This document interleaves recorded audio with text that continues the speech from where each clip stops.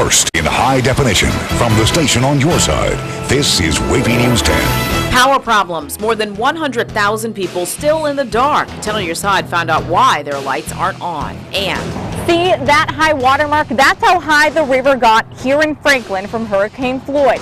How high will it get from Irene? We'll let you know. Plus, we'll tell you how Hurricane Irene impacted the Dismal Swamp fire. Dominion Virginia Power says it's restored power to 66% of its customers affected by Hurricane Irene. That's more than 800,000 in Virginia and North Carolina. If you're part of the other group still without, well, your patience may be growing thin. We sent 10 on your side's Melanie Woodrow to find why some customers had their power restored before others. She's live in Portsmouth now with some answers, and we all want to know, Melanie. Yeah, it turns out it may not be whether or not you're just one of the lucky ones. There is an explanation as to who had their power restored and who has not. We're going to get to that in just a moment, but first, take a look down the street here. This is Kennedy Drive. Right now I'm in Portsmouth in the historic Craddock section. Looks good, guys, right? You don't see any down power lines there? Well, that was not the case just a few short minutes ago. One of the individuals that lives here on Kennedy Drive, Bill Luke, he called us. He wanted us to check out a down power line. We did. He said that crews were not responding until 10 on your side called Dominion Virginia Power to ask why not.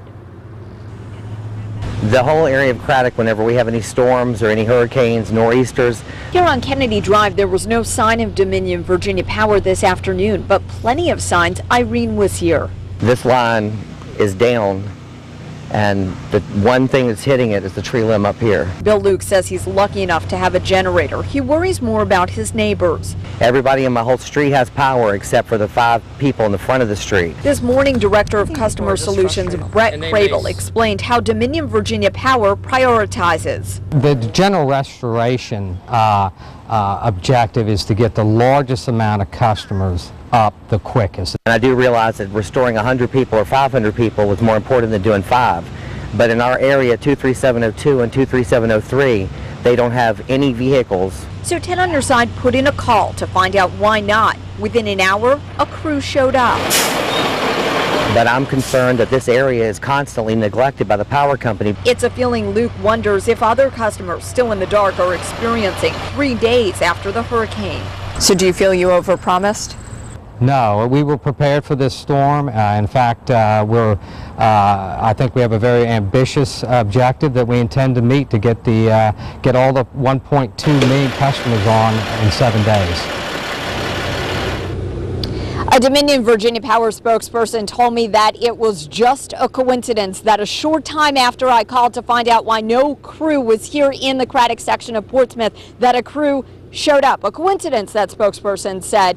Now, as you just heard, they plan to have everybody up by Saturday, and by Friday they're telling me 90 to 95% of customers will be restored, with that remaining 5% restored on Saturday. Coming up tonight, new at 6, we'll let you know about some phone call fake outs, some customers that have received phone calls saying their power's been restored, then they go back home only to find that it has not. An explanation for that tonight at 6. Reporting live in Portsmouth, Melanie Woodrow, 10 on your side. That'll be interesting. 10 on your side also heard from Community Electric. That provides power to some residents of Suffolk, Isle of Wight, and Southampton counties.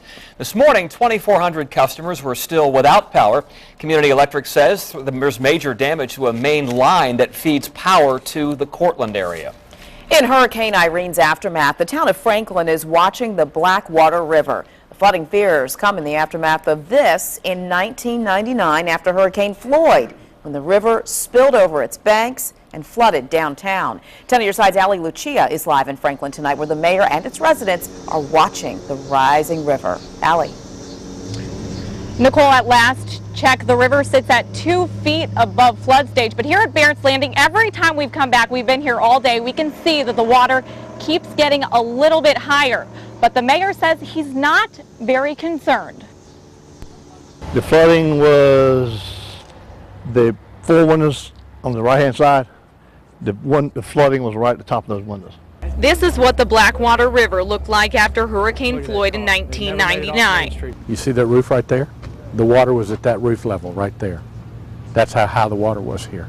This is what it looks like today, 3 days after Hurricane Irene made its way across Virginia.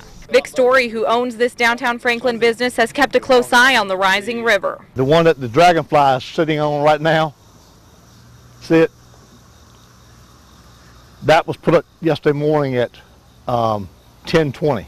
He has his own way of gauging what's to come. Oh yes, it makes you worry. It makes you worry about. Mayor Jim Council was here in '99 and says from what he sees today, he wants folks in Franklin to breathe easy. As long as it doesn't go up above that railing, we're okay. According to the National Weather Service Advanced Hydrologic Prediction Service, the river is expected to crest at 16 feet, moderate flood stage. But the mayor says the crest will be lower in Franklin. Because the level here is 4 feet lower than the level at the gauge up at Burdett. That's good news for Franklin. That gets us to 12 feet here, so that puts us at flood stage, which means it barely will get over the banks. The mayor says what made the flooding from Floyd so bad was all the rain before the hurricane hit. And in '99, we had 40 inches of rain in 30 days. But no matter what the predictions, it doesn't mean we're not anxious about it, because we always are, because we don't know. Thursday, everyone will see Irene's final effects in Franklin. Now here at Barrett's Landing, there was a concert scheduled for Thursday that's been canceled, and really when we've come here every time, a lot of residents are here checking out the river to see how it's doing. Coming up at 6, we're going to take a walk down Main Street, talk to some of those business owners, talk to some residents to see what their concerns are. In Franklin, I'm Allie Lucia, 10 on your side. Well, the Peninsula Health District says Irene is behind an advisory at 2 beaches. Health officials say bacteria levels are high at King Lincoln and Anderson Park beaches. The health department will collect new samples tomorrow. We'll let you know when that advisory is lifted. Today, the Coast Guard reopened Virginia waters to military, commercial, and recreational vessels. The captain of the port lifted the restrictions put in place ahead of Hurricane Irene. Everyone is advised to be careful on the water and on the lookout for storm debris, shallow water, and damaged navigational aids. This means the Navy can send its ships back to Hampton Roads. We're told the ships and subs started to return today. Dozens went out to sea last week to avoid damage from Irene. All right, Irene's cleanup continues, but our weather team is looking ahead, tracking something else in the tropics. 10 on your side, Chief Meteorologist Don Slater is leading the way on this. Don is in the Super Doppler 10 Weather Center. Don, a lot of folks are asking on Facebook, what's up there? What's out there now? Katia? Well, yeah, there is something out there. And Katia, I didn't know that it was a Spanish name, a French name, or an English name. I thought it was a Russian name. So we got a Russian tropical storm out there.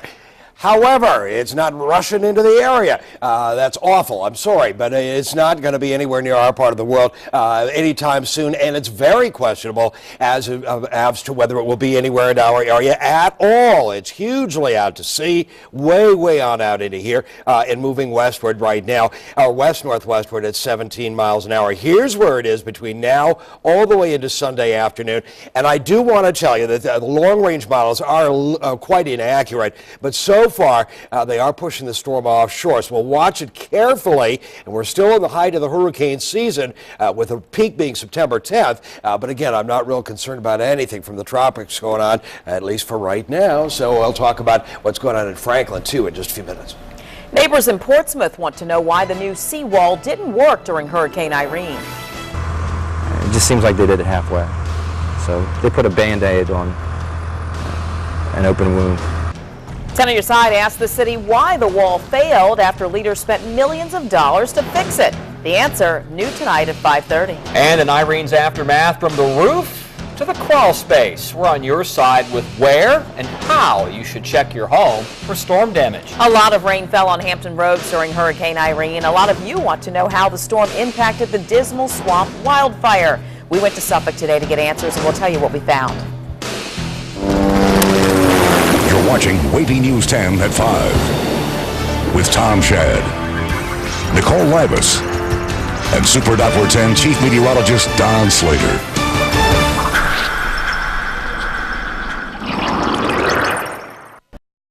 Winding things down over the next few days. That's the official word from the Great Dismal Swamp about a stubborn fire burning there for nearly a month. Chopper 10 flew over the fire Sunday after rain from Hurricane Irene bumped up containment from 35 to 90%. Now firefighters can tackle the last remaining hot spots. And 10 on your side's Walter Hildebrand spent the day with them. Hurricane Irene packed quite a wallop, but failed to deliver the knockout punch to the fire in the Great Dismal Swamp. Still soaking into the ground and helping us out, but there's still fire there. Though scenes like this are now replaced by pictures like this and containment now up to 90%, firefighters will tell you we're not out of the woods just yet. We flew the fire. We saw that there was 30 different little spots smoking. That was on Sunday. Yesterday we were out there in the field and found there was actually some flame in amongst the puddling water. And that same downpour that helped firefighters on Saturday is hindering them today. Because what had been drier ground because of the drought is now wet with the standing water. The wet makes it slippery. It's swamp water, so it's dark. You really can't see the bottom. Not to mention all the downed trees that are now blocking access roads to the fire, and that has residents like Sharon Strong concerned. Trees are down everywhere. So they've got to get in there and get those trees cleared before they can even get in there to the fire. So I don't know how long that's going to take them. So in the meantime, while they're working on that, that fire is burning. And though there's little chance that this will look like this anytime soon, there's one thing we can all agree on. I mean, you know, we've already been through the fire and all the smoke, and then we had an earthquake and then a hurricane on top of that. So I think we've had enough. In Suffolk, Walter Hildebrand, 10 on your side. I think we can all agree on that. Fire crews have scaled back the operation to a third of what it was last week. There's still no timetable as to when that fire will be out. Until then, 10 on your side will continue to watch this situation. After all that wind and rain, we're on your side with where and how you should check your home for storm damage. Irene has come and gone, but the storm's winds and rain could have left your home with damage, and guess what? You might not even know it. And on your side, Stephanie Harris walked through a home with an inspector looking for potential trouble. What'd you find, Steph? Well, Tom, I found that things aren't always as they appear. While you may look around your living room and see no signs of damage, this much water is all it takes to damage your ceiling. Your house may appear to have weathered the storm well, but take a step back. You may be surprised to see what's missing. This is an example of a typical shingle blow-off during a storm. We asked Home Inspector Skip Gray to show us where to look for hidden damage. Well, start with the roof, work your way down. Up on top, we found the first potential problem. You'll see right up here there's a large patch missing off the top. If you're missing a tab here or there, it's not as critical. When you're missing the larger patches, chances are you're going to get water coming into your house. Next, he checked the gutters. That's some of the aggregate that you'll see right there. All that debris clogged the drain, and this thing is full of water. Pull the downspout on this, let some of the water out, just so the gutter doesn't come down on us. Now to the attic, where you need to check for wet insulation. If you have the batt insulation like this, you can just lift it out of the way. If you have the blown in, you can normally take the wet insulation and toss it on top of the dry insulation and make sure that will eventually dry out. Back on the ground, we found a common problem most people don't think about.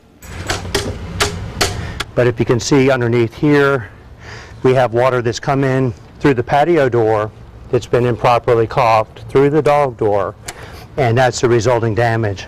The wood is buckling, there's mold starting to grow. This whole floor needs to come out. And speaking of mold, don't forget the crawl space. Look for a watermark on your ductwork. Water there can also lead to mold and ruin heating and air conditioning units. A few simple checks that could save you a whole lot of money in the future. Now, if you do find damage, grab your camera and take a picture. Then call your insurance agent. Stephanie Harris, 10 on your side. All right, we have a lot nicer weather than we had over the weekend, that's for sure. Yes, and hopefully it'll stay that way in a while as people continue to clean up. Yeah, and it should. And we mentioned Katia earlier. No Katia. No Katia coming through the weekend or the first part of next week. And really, right now, it doesn't look like it'll come anywhere near the east coast of the United States or anywhere near the United States. But we do want to watch that in the days to come. But I'm not too terribly concerned right now.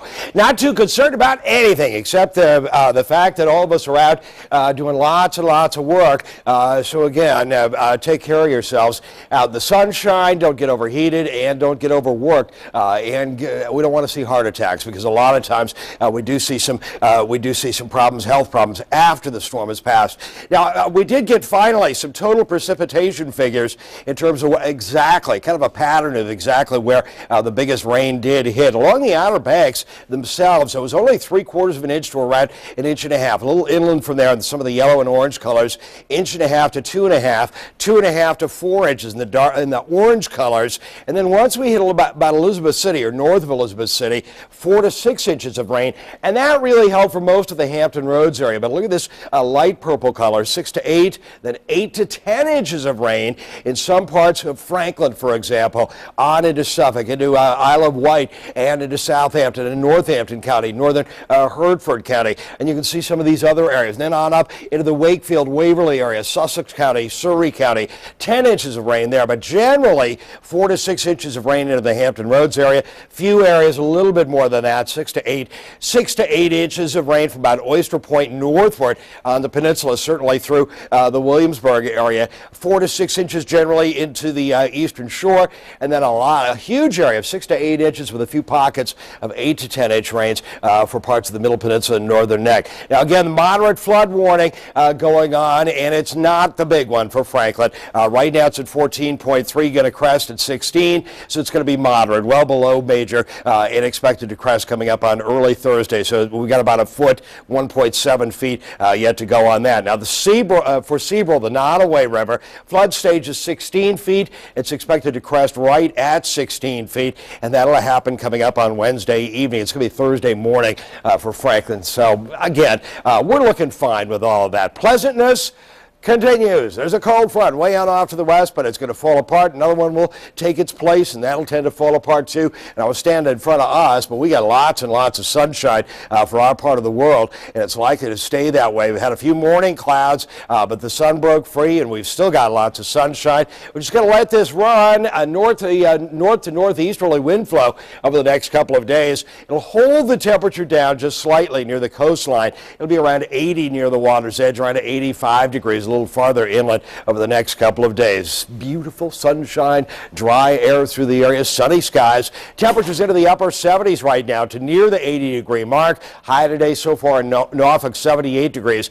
Pretty much the same as yesterday. And again, you can see some inland areas are into the low 80s. Most areas, though, into the upper 70s right now. Will drop on down to very comfortable levels overnight. Those of you without air conditioning and without power, pardon me, if you can see us at all, I want to let you know that you're going to have some comfortable sleeping weather during the overnight hours, and during the day tomorrow around 81 degrees, lots of sunshine, really lots of sunshine through Friday.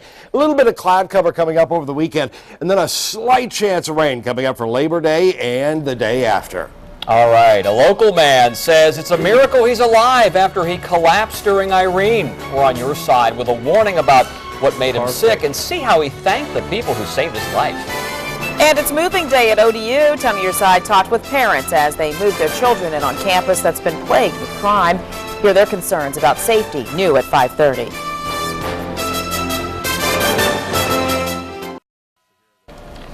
Governor Bob McDonnell is speaking right now about hurricane recovery. Let's go live to Richmond. 3 days, and really a phenomenal effort. We're still getting great stories of heroism and exceptional duty that came in from everybody from VDOT to National Guardsmen to you all working incredibly long hours. And really on behalf of the 8 million people of Virginia, I want to say thank you for what you did. As I've said a couple times since then, we planned for the worst, but we came out a little better than expected based on the path of the storm and the degradation of the winds before it passed off the Virginia coast. Most of the summary numbers that I mentioned are the same. We had the horrible tragedy of 4 Virginians being killed, all from fallen trees, a number of injuries. First responders did an exceptional job every step of the way. We had wind speeds from anywhere from what I understood yesterday was 88 miles an hour in Tangier Island to 76 in Williamsburg to 70 around the Richmond area. Rainfalls averaging anywhere from 9 to 12 inches, but some places as much as 15 and 16 in Southampton, Franklin, and other places. Still expecting some flooding tonight. Nottoway and Blackwater rivers hitting moderate flood stage tonight. In the flyovers that I've done with Mayor Jones and Congressman Scott, who are here, and a number of the other representatives of state and local government, we've seen a very widespread impact in Virginia, primarily from downed trees, fallen power lines, localized flooding. Many of the severe impacts farther away from the coast.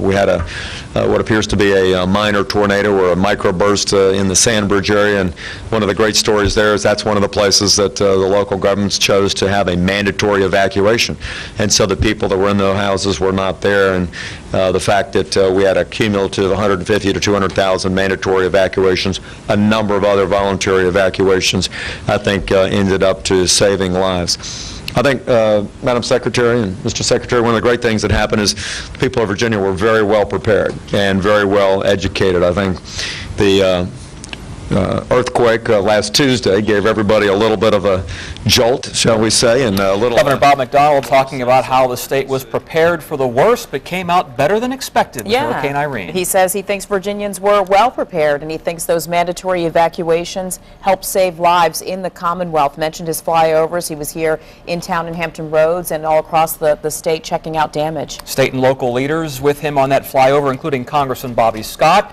150 to 200,000 mandatory evacuations, and the governor pointed out Sandbridge being a major one because of that tornado that came through, and he was very happy that people heeded those warnings. All right. If you think cleaning up after Irene has you busy, you should see what she's left for the Army Corps of Engineers. I'm Mark Hahn. That story coming up.